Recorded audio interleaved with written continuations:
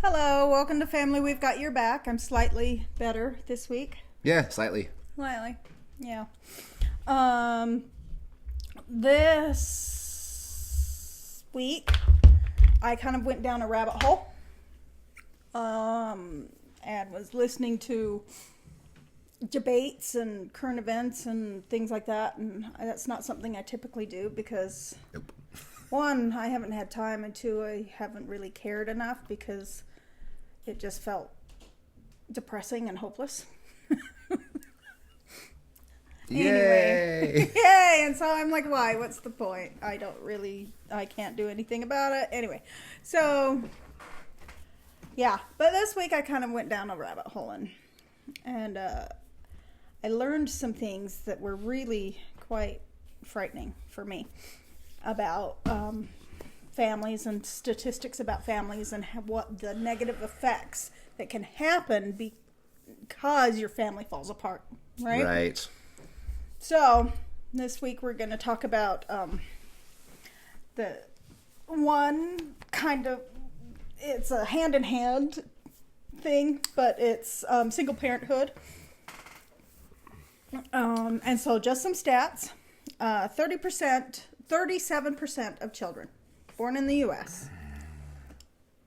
are now born or now live in single parent homes. And that in and of itself, it's third. Not awesome, but it's a third.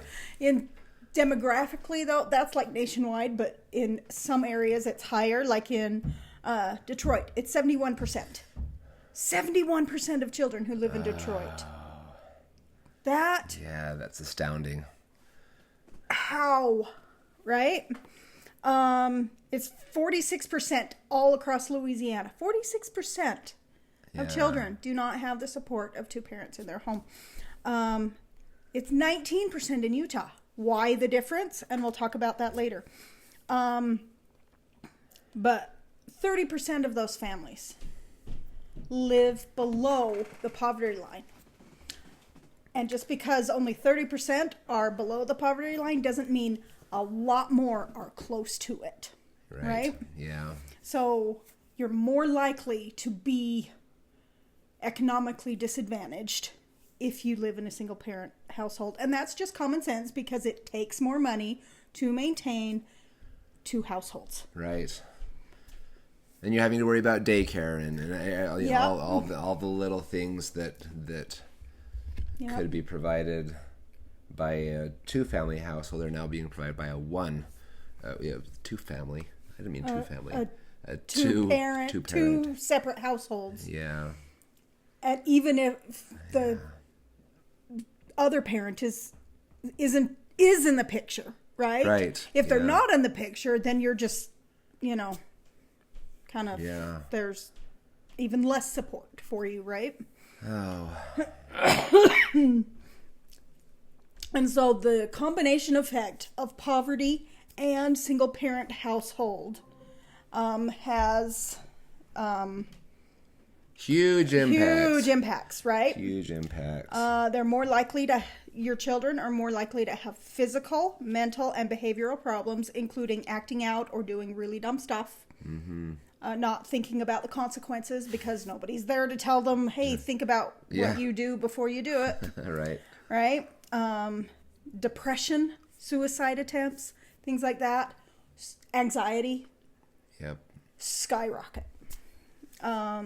They're more exposed to life disruptive events. And the more serious life, like not having food type thing, Yeah. or not knowing if you're going to have a home. Yeah. Right? Things like that. It's more, the more stresses like that happen in your life, the less and less resilient you become because there's, stress up to a point is good.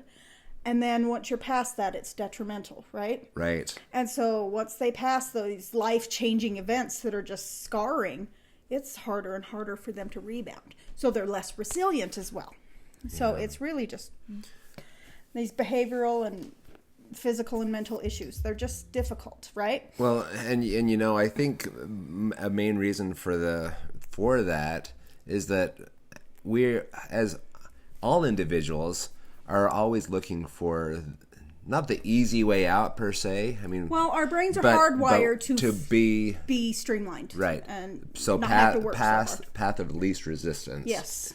And so yes, our brains like that. When that happens, if we don't have at least some sort of resistance to what we're doing, then it does tend to.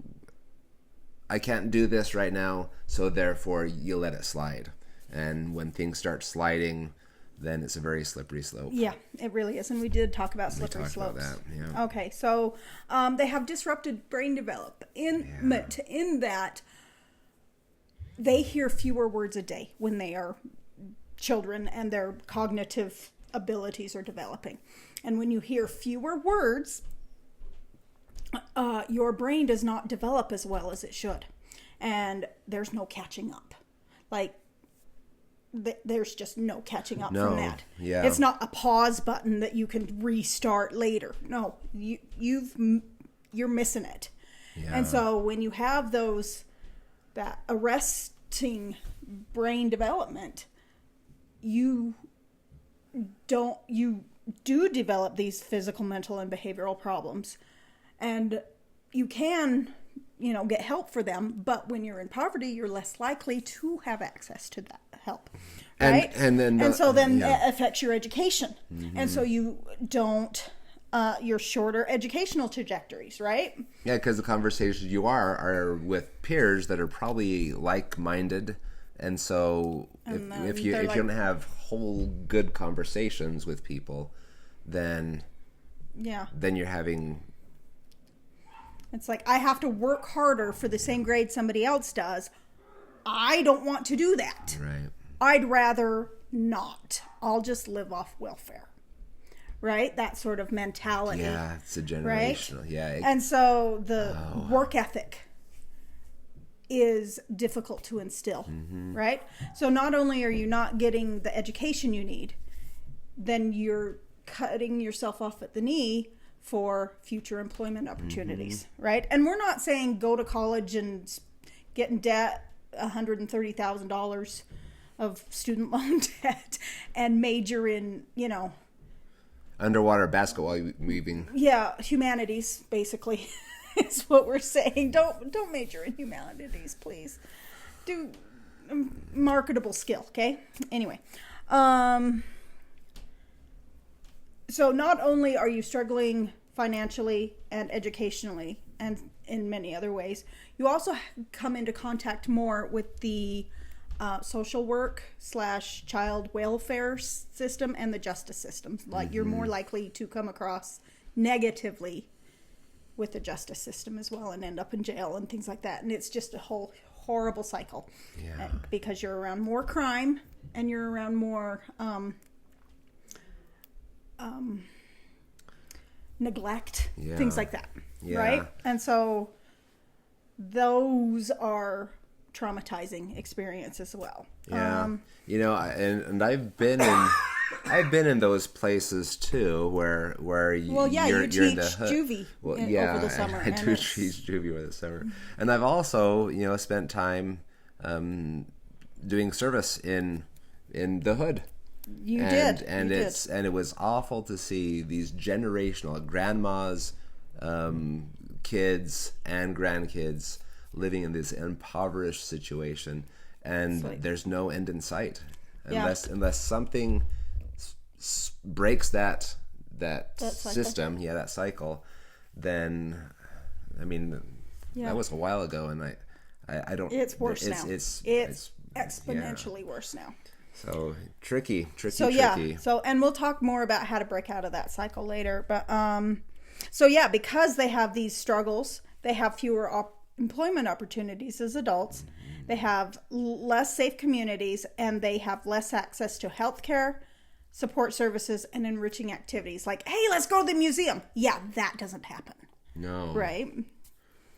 So, because the parents at work all day, and then when they get home, they're beat. Like, and they don't have the money. And they don't have they're the money. They're just trying to provide the roof and the food and the just transportation, like just basic needs in today's society, and they're overwhelmed. So how do you fix it?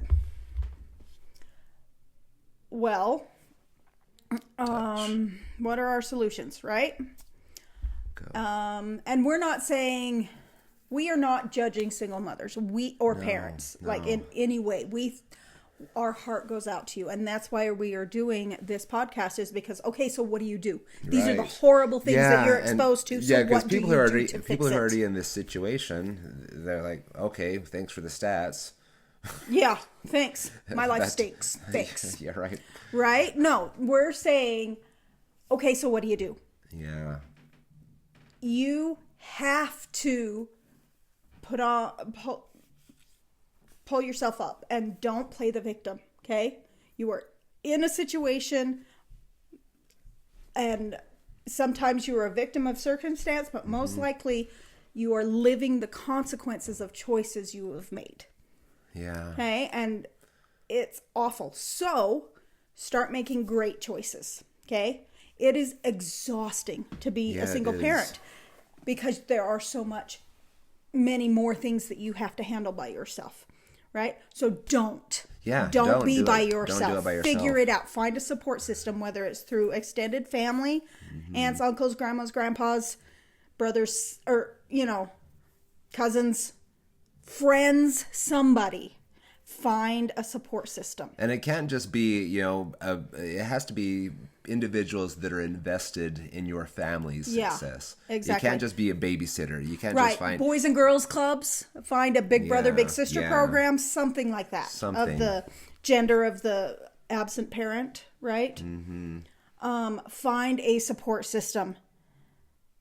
So that's number 3 on our solutions list. Create a social network of support, right? And people that are in healthy families, they typically want to help. Yeah, they do. It might might require a little bit of humility on the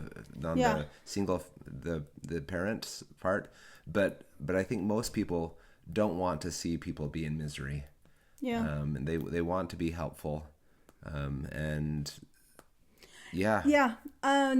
A lot of churches, even if you do not belong to their congregation, there is some sort of youth outreach program. Typically. There's neighbors, there's teachers, there's, your local religious leader / church community. So get involved in that, right? So just create a social base for yourself so you're not alone.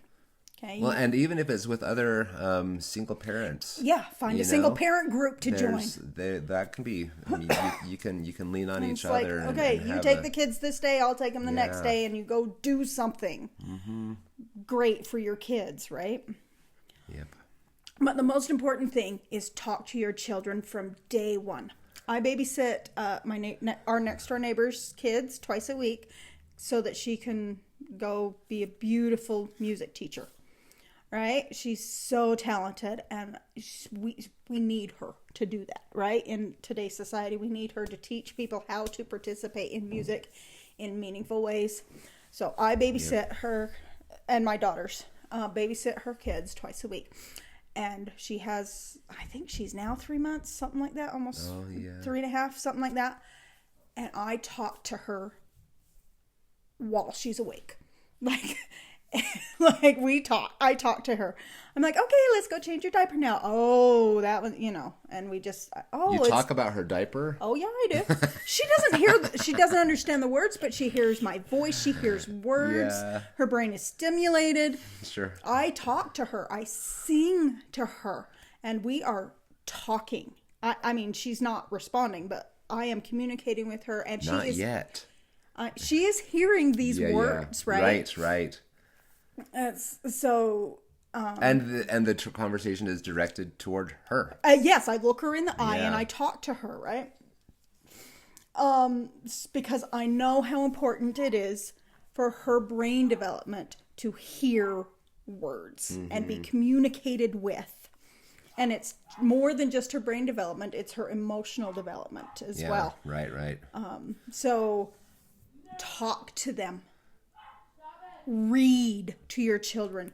Oh, that is so important. Reading to your children, seeing the printed word, and the arc of a story, and putting thoughts together in their mind, and critical thinking, and just, that will be the number one indicator of your child's ability to do well in school, in that they're capable of doing well in school. Not that they're choosing to, but they are capable. They have the attention span because of the books. Yes. They have a broadened vocabulary because of the books. They know how to sit. So that they can learn things like that. Okay, so talk to your kids, read to your kids, right?